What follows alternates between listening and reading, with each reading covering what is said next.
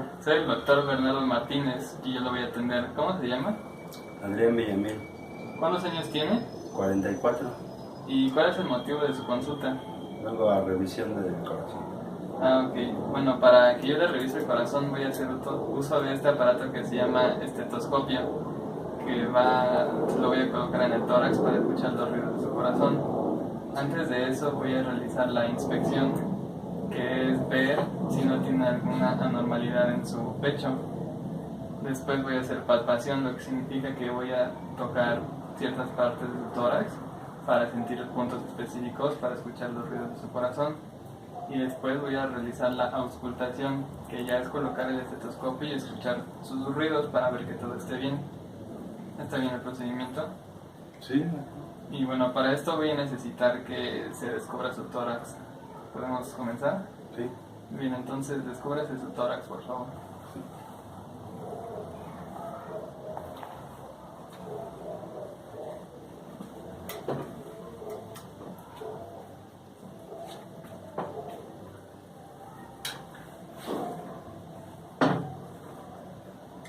No. Quitar.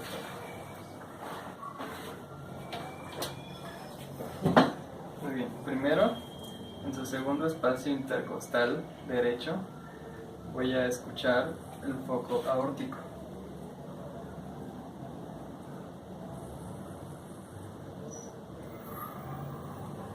Ahora, en el mismo espacio intercostal, pero del lado izquierdo, voy a escuchar el foco pulmonar.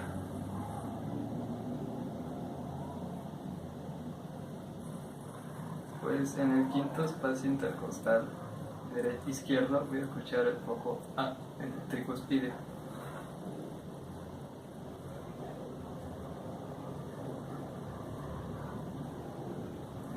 Y del mismo lado, en el quinto espacio intercostal, en la línea media clavicular izquierda voy a escuchar el foco mitral.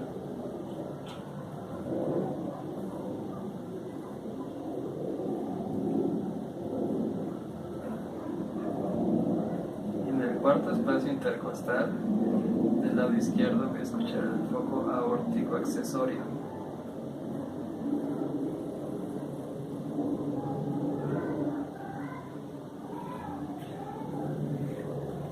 Bueno, ya terminé de escuchar sus ruidos cardíacos y por lo que escuché todo está bien. No hay alguna anormalidad o algún desdoblamiento, todo está bien.